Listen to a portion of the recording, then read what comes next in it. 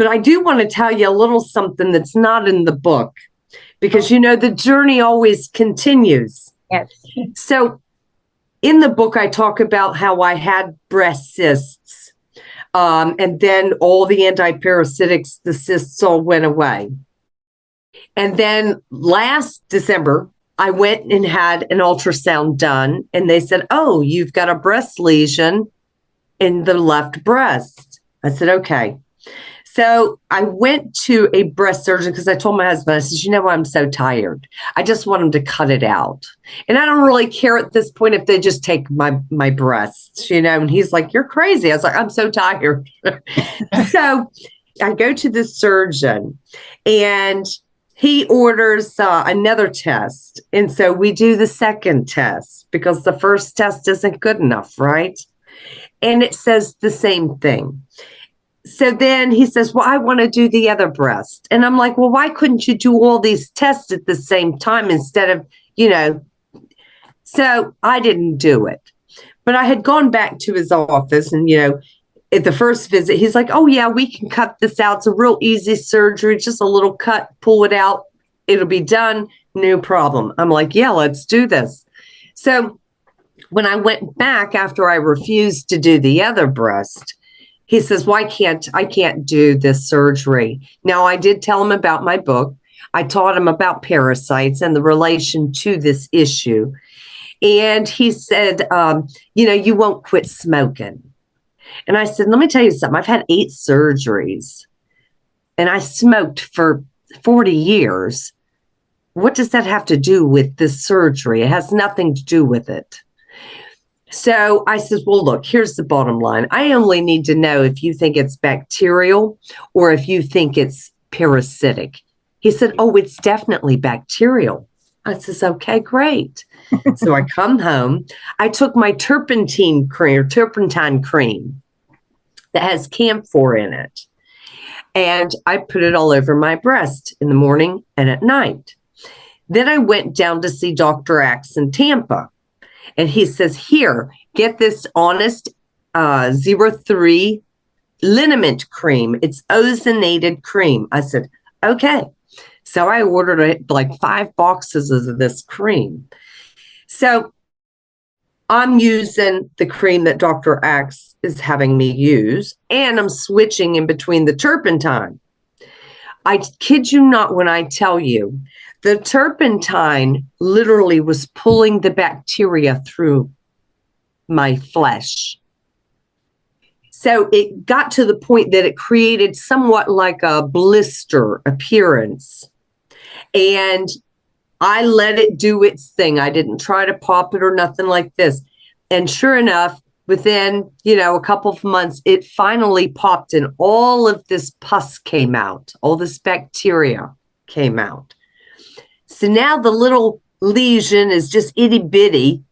And so I continued to do my creams. And the other day, it formed that blister again, and it pulled even more of the bacteria out. And I can tell you that it is so minute right now, but I'm going to keep working until I get every bit of bacteria out. But it just goes to confirm that these lesions and cysts are either parasitic or bacterial. And there's many, many studies to back it up. And there's natural remedies to pull it directly out of your skin. It's not an overnight process. This has been going on for 8 months, and we've got it down to just an itty bitty little thing. These remedies are out there, and it takes people to invest the time to research them, just like you did. You've spent thousands of hours researching. Sophie has. I have. And you see some people out here, they just want the answers. Mm-hmm. They'll say, "Well, what do I do?" Well, I'm giving you keywords to go research. Now it's time for you to do the hard work, because what I've learned also is that we can tell people all the stuff we've been through, all the stuff we've done to get where we're at. But if they don't invest the time to learn it, their mind is not going to comprehend the work that it takes to get your life back. You're right. The other day, I was dropping knowledge on someone's post because I saw them, and I have learned through my research, and I have other naturopath friends. She backed this up for me. I found this article on PubMed. Now, I know the NIH and all of that, but they will publish the truth about things. They will. If you go to look, you will find the truth despite what they speak. They have it published. So I found that NAC interacts with ivermectin in the liver. NAC cancels ivermectin out in the liver. So I saw a friend of mine on this post, and she was saying that she was taking, the NAC and ivermectin together. And I just put in there, I'm like, that the NAC cancels out the ivermectin in liver. And then there was other people that kind of jumped in, and they're like, where is this? I gave them the website. I gave them the research paper. Now, this research paper is not just a paragraph. It is pages and pages of stuff that you have to read through and find the information. And it's one section in this paper that says it, but it's many, many, many, many, many pages through. I put that in there. They didn't want to believe it. I don't believe that's true. Really? Okay. Well, I don't have cancer. It says if you're treating for cancer. I'm like, you know what? I talked to a licensed naturopath who has a bachelor's in science degree and is a nutritionist. They said the same thing, that, well, if you're not treating for cancer, but if you want to be safe, don't take those two together. She suggested I take NAD plus. No, it's not cheap, but I'm taking it and I'm noticing a difference. And it's an alternative for your mitochondria, for your energy, for all of that, without canceling out what you're doing. Because if you're canceling, you got to do your research for what you're taking and make sure there's no interactions. There with ivermectin, there's 91 interactions. Echinacea is another one. You can't take it. You cannot take echinacea with ivermectin. It cancels it out. So if you're going to take something like that, you have to be off the ivermectin a couple days and then take it. I don't want to go off of it. I'm taking that indefinitely. So I just don't take echinacea. I don't take NAC. So it's all about doing your research. And no, people want the answer. I know, Carrie, you get as many people as I do. Can you help me? Help me do this. Okay, I don't mind helping people at all. What I don't like is when I give you the information and you don't learn anything from it. You don't take from it. And they won't hear what you've done, right? They're listening, but they're not hearing what you've done. They don't understand the amount of hard work and dedication it is to get your life back. It's not an overnight process, and it is forever. So these things that Sophie, you and I and others that have been successful are doing is every day we are proactive. We are not reactive. We are not waiting for another event or for something else to come along to worsen. We are being proactive every day that we breathe because we understand the amount of money that we have all invested in regaining our health. We understand the time, the suffering, and the people that are not going to do the research, they're never going to get well because they haven't taken that first step of commitment to their own life and well-being. And there's nothing that we're going to be able to do to stop that. And I've said it back 4 years ago, I just wanted to save everybody. And it would really hurt my heart. I'd get really emotional to where my husband was like, you've got to stop talking to these people because I felt their pain. I felt their journey. And I would become very upset. And I'm like, I've got to save them. I've got to save them. And then you go through all these different things with people, and then you realize it is not my job to save anyone. I can teach people and I can share my journey, but the hard work, it has to come from them. And the only one that's going to save them is their Savior, whoever their God is. We can give information, we can do our best to teach and share, but at the end of the day, they've got to invest that time and research because I know both of you know when you read one study, there's 10 more that you have to read that's being cited because that study is taking bits and pieces from all these other 10. And those 10 are going to take you to 10 more each. And you've got to read all these studies because all these little pieces of the puzzle all matter. You're right. There's tons of where I read something and then I go and I want backup. And I want backup to that backup. And when I look at how people have treated or how they've done things or how they're saying in their wellness, I don't want to know how you're doing right now. I mean, it is important. I want to know where you were, what happened when you were doing it. And I want to know that what got you to where you are now. How long have you been here? How long did it take you? Yeah. And that way you can form like an outline in your mind. And I have notebooks upon notebooks of stuff. That's how I can go back to 2017 and see what I did. And I've documented literally everything. But when you take notes and when you do the research and you have the concrete data, it's like you're going to medical school. You become your own doctor. And I can tell y'all right now, I have left Western medicine 100%. I did it this year and I've never felt more free. I've always been like, I've went natural. I've always had that in my life. And I went 100% natural in 2017. I still had some prescriptions I had to get rid of, and I'm free of those. Yeah. Hallelujah. Amen. And, speaking of it, I have bins, those great big plastic bins that have wheels. I have 5 of those things. Oh, my God. 5. Because I had to print all of these studies, right? Because one, I learned that the CDC will take them down. And if you don't have the DOI number, you will never see them again. So I printed all these pertinent studies because I needed to have that evidence because, going through this, both of you ladies know you're discarded. Whatever you say is discarded. And if you don't have the evidence backing up, they all say, oh, that's not true. No, here's the evidence. This is very much true. And so I'm like you. I saved everything. My husband says, we were going through them the other day. He says, do you really need to keep all these things? I said, yes, I don't know when I'm going to need them. You know what? You're right about that because years ago, this is just an instance. And I know some people that I can reach out to get the backup because I was looking the other day and I found one thing, but I couldn't find the original one. And it was to do with organ and blood donation. And used to, the Red Cross would say, if you had Lyme disease, you could never give blood. You could never be an organ donor. They've changed that now. And you can't find the original paperwork. Now, those of us that have been sick, we save all that stuff.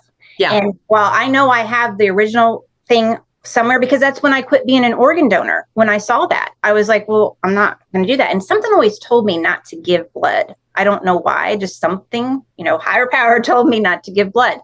So talk about that, Carrie, because if someone gives blood or receives blood or gets an organ transplant from someone who's received the shot or who has a chronic serious illness, cancer, Lyme, parasites, whatever, you're giving that, you're receiving that.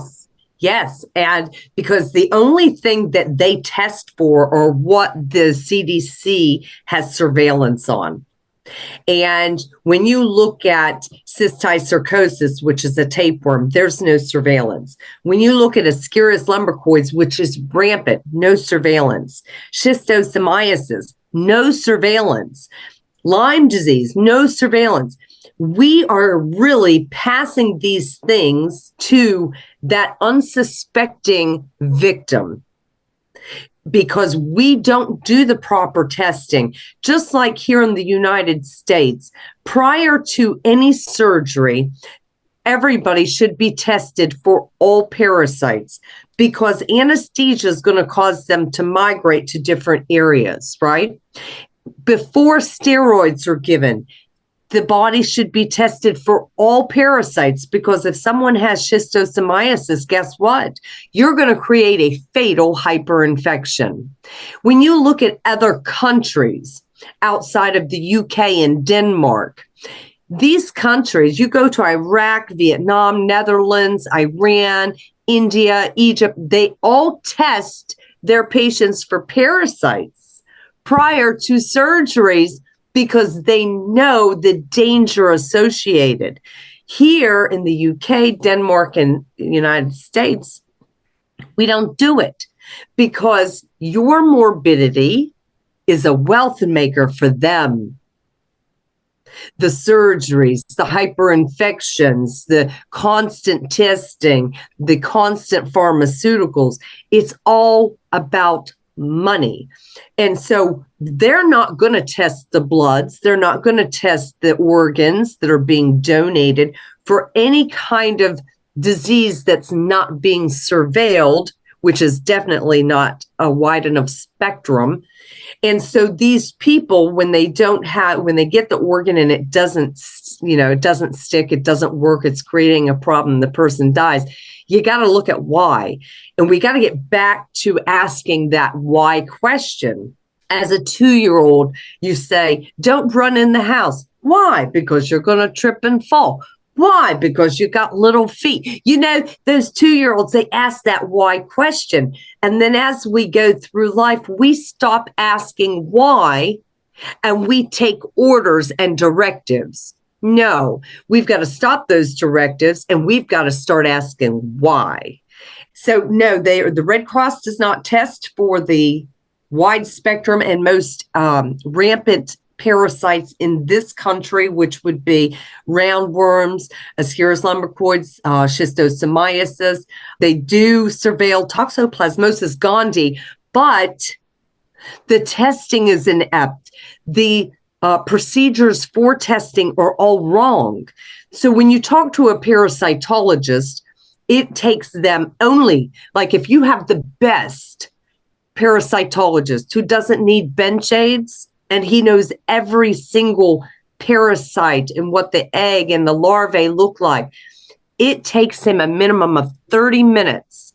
It would be hard in 30 minutes, but he could do it if you had the best one to do a stool sample test for parasites. In the United States, and I'm sure it's probably the same in UK and even Denmark, 10 minutes. 10 minutes is what they get to do a stool sample test. For all appointments, it's 10 minutes. They don't give you much time. Yeah. And, insurance dictates that. So we got to start asking, well, why is insurance dictating what's taking place? It's all about money and population control, transfer of wealth. We're going to take your money while you slowly suffer and die. It's true. So, Carrie, why don't you tell us, everyone once they go to the doctor, they get their lab work done, they can even have a stool test done. Now, I have a friend who recently had a stool test done. He sent me the test results. I read them. I'm like, okay, well, this is what needs to happen. Now, I haven't been trained. I've been trained to read labs from reading my labs all of these years. And my mom's an RN, so she helps out sometimes too. So when I ask her stuff, and I've asked her plenty over the years, but they were going to they did give him 3 days of ivermectin, 3 days of antibiotic for H. pylori in the gut. That's not going to take care of anything. 3 days of anything is not going to. And this infuriated me because I'm like, this is the doctor's thing. And this doctor touted, we'll get to the root cause. How are you getting to the root cause with 3 days of anything and using pharmaceuticals? And I'm not against Western medicine or anything. I'm against what's going on and has been going on for years all around the world with all of this. And I don't know. I want to help people understand about the lab work, the proper places to go. No, it will not be cheap, and more than likely you'll have to pay out of pocket for it.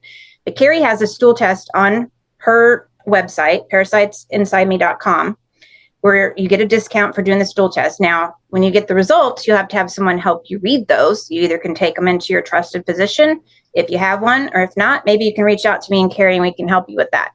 And we're not asking people to reach out to us. We're just saying we're here to help if we need to. And I didn't mean to volunteer you either, Carrie. No, people call me all the time. I do my best to tell them my story of what I did. And like you said earlier, we're all different. We all have different toxicities. We all have different pathogens. So what may work for me may not work for you. And it's just a matter of showing them where the resources are. They can go through and say, okay, these are my symptoms. This protocol may work for me, or this supplement may try to, help me. So it comes back to they have to self-educate. They have to learn how to read their labs, because when I started, before I discovered what my problem was, my labs were all resulting. My eosinophils were at a 12. My eosinophils shouldn't be more than a 3. And your eosinophils are indicative of a parasitic infection, because that part of your white blood count, those elements are the ones who attack the parasites. So if they're elevated, you have parasites. But here in Western medicine, we say it's an allergy. Well, National Institute of Allergy and Infectious Disease are encapsulated in one organization. That alone tells you right there that infectious disease and allergy are directly related. But the allopathic doctors, when they're doing labs, here's how it goes. So I'm in a specific region of Florida. When they're gauging my labs and giving me results, they are comparing me to my society, to my region. So if I live in a very sick region, my labs are going to show normal. Yeah. But if I go to a holistic doctor and I have my labs done, they're going to tell me what is my optimal range, not compared to society, but compared to what science says my optimal ranges should be. Because when my labs were showing I was having liver issues, renal failure, and parasitics were definitely being illuminated, and nobody picked up on it. So I had nobody to fix it, because they kept saying, no, everything is fine. Your labs are fine. So I had to go back and study. What does this mean? What does this mean? And dissect it to say, wait, they were wrong. Because each lab has their own, each lab, you can go to 3 different labs and you'll get 3 different results, because each lab has their own positive, negative, high, low, whatever for your reading. And I know with Lyme disease, like my friend, Dr. Darren Ingalls, he says Lyme disease will throw your lab results off. And he's correct, because I know, like there was one time where they tested, because I used to do bioidentical hormones. They said my estrogen was 500 something, but I was still having symptoms of low estrogen. They wouldn't give me any estrogen. And I'm like, something's wrong. I'm telling you, something is wrong. And this is right before I found out I had Lyme. Then come to find out, Lyme parasites, whatever you want to call it, it was eating those pellets. So as soon as they would go in my body, I might feel good for a week, 2 weeks. And then all of a sudden it was like, I felt like I needed more, despite what my lab results said. It's all screwed up. Yeah, because parasites actually use your hormones. There you go. And then you got to look at the water supply, right? Your water supply is nothing but poison. Cities across this country, states, the water is poison. And as long as you consume it, you will have a very difficult time to recover 100%. Because you can't have fluoride, and you can't use fluoridated toothpaste, and you've got to be careful what you consume, because your thyroid needs it. If your thyroid cannot absorb iodine, which your whole body needs, it's going to throw off your hormones. And so your thyroid is one of the most important things that the water is destroying. And people don't realize how important it is. Look, we paid, our water system, we got a commercial water system, because I didn't want no residential. I wanted the top of the line. And it retails for like $13,000, $14,000. But we had discounts and stuff like this, and we got it down to about 10. That was worth it for me. because I've probably spent a couple $100,000 on my medical. And so when you balance out what is valuable, water is valuable, right? I'm not going to go back and repeat these mistakes. And so people need to understand that their water, it is hugely important in this battle of recovery to regain. And nothing is overnight. You're not going to get a water system and the next day feel like $1 million. There's several different aspects to working to regain your health, but water is huge. You're right. The air we breathe, the water we drink, the foods we eat. Our foods do not have the vitamins and minerals that they used to have. Therefore, you have to take supplements with those. Now, this is what I want people to understand too. Again, not giving medical advice, going on our own journeys of what we've done. When you get diagnosed with a chronic illness, you're already depleted of all of those things. It's done. You got to get yourself back up to what is a normal range for you. Then you got to maintain that. How you're going to do that is using supplements to get yourself up there. The quality of your supplements, you got to do your research on that. Again, how they're processed, grown, harvested. A lot of them, they spray dry with chemicals. You think you're eating something good. If you don't do your due diligence, you're wasting your time and money.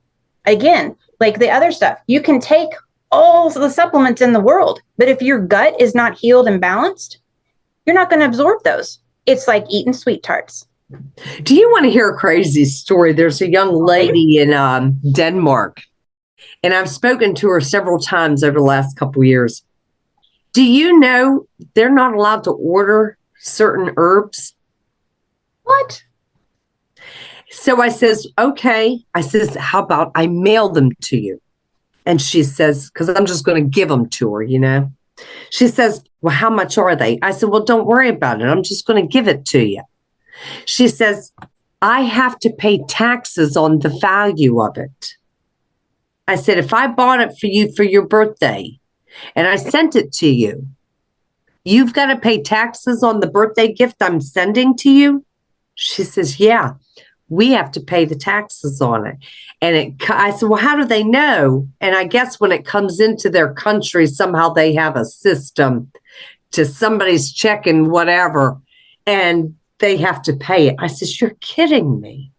And so you see all these like little roadblocks that some are putting up to inhibit somebody else from getting well.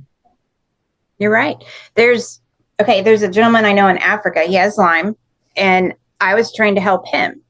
And he was saying it was easier for him to go to a chemist that could get the things from like India or whatever, but he's limited on what he can get. They don't have fresh fruits and vegetables there like we do.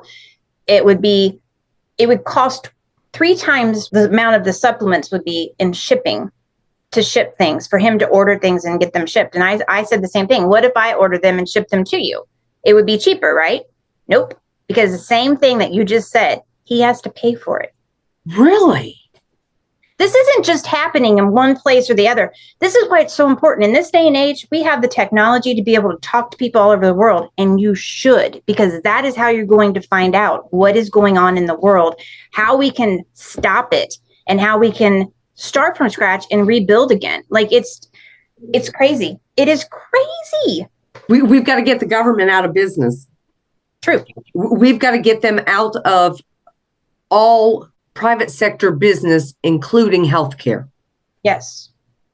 We the people, they are supposed to work for us. We don't work for them. And what's happened is they have totally, and I can tell you your phone, that was designed to get you distracted. So, I mean, everything's been a distraction, and we all fell for it. I fell for it, but I'm wide awake, and I'm getting, like, the more I discover every day about stuff, when I talk to people or read or whatever, it's like, come on, why are people still falling for this? I don't know. I spoke to a nurse a couple of weeks ago, and I'm going to tell you something. This woman had her brain under lock and key. I was showing her the evidence on my phone of what we were speaking about. And even though it was evidence on the CDC's website, she wouldn't believe it. You want to tell me, oh, this is great. I'm trying to show you why maybe that thought process is flawed. I'm showing you the evidence, and you can't believe it. You won't allow yourself to believe it. This is what we're up against, is people who don't have the intellect to be able to open their minds and consider anything else. And I do think it is an intellectual issue. Do you though? Because do you think maybe it's so the research that I've done where I've figured out, like with the iodine, we're all made of energy. Iodine helps pull you up in your energy, helps you be connected. You know, you want to talk about spirituality, it helps you be connected to your higher self so you can use that discernment, so you can think for yourself. Why do you think all of these things have been done so that we don't think for ourselves, so that we follow along and we do as we're told? And when you start to rebel against that, or when you start doing research on your own to better yourself and you start feeling better, I'm telling you, your thinking and everything starts getting a lot clearer. Iodine is one of the keys to this puzzle. That's why I say it's an intellect issue. Oh, okay, good. Because they don't have the capacity to be able to hear us, to read the evidence, because of all this stuff that they've consumed, the waters, the foods. They cannot even come close to opening their brain up to even see the light. So if someone's dummied them down. That's true. We've dummied them down. They can have 10 degrees. Yes. And it doesn't mean anything. It's just paper, because they've been dummied down from all these chemicals and poisons in their food. So, Carrie, if someone's watching today and they're thinking, okay, this stuff is making sense, where should we direct them to start? Because you have to have a starting point. Well, so, you know, if they think that if they have a lot of immune issues, a lot of diseases, the first thing I would do is I would do the test with PCI. I would do the full GI with the mouth swab. That test is going to show them what bacterias that are in elevation were found. It's going to show them what parasitic eggs were found. And that's going to give them a starting point to be able to say, okay, I've got a nematode. Now I need to work to rectify this. Or my anthrax is way out of whack. Or my bacillus, or my charcot-laden crystals. Whatever it is that's identified that's out of whack, now they can work to pull those things back in. The next thing they need to do is they can also have their water tested through PCI to find out the same things, what pathogens are in it and what are the levels. Get themselves a reverse osmosis system to help with that stuff. Change their diet. All this, there's research out there. If they just have to take a little time to research. They can go find out about their water with ewg.org, and they can find every chemical that's in their water. So now they can see the seriousness of the impacts on their health through just their water. And it'll tell them carcinogen, you know, it will tell them everything about that specific chemical. So that's going to be the first thing. The testing results that they would get from PCI, allopathic doctors, very few of them will use it. You are really going to have to hold that doctor down and say, oh no, this is what I resulted with, and you are going to treat me. And so there's going to be an element to that to be able to get them to do that. If they can't get that help, they're going to have to find a real good holistic doctor. Now, unfortunately, there's a lot of holistic doctors out here today that are really taking advantage of people in these positions. And there are some doctors out west that want to charge $30,000 and $50,000, and these people are still sick. And so you've got to take the time to research that specific doctor, find out about what the reviews are, what the people are saying, what's their success rate before you go doling out a whole lot of money.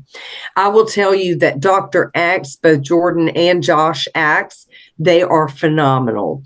Dr. Darren Schmidt, he is also very much in the know, and he's phenomenal. Dr. Axe is not very expensive, where Dr.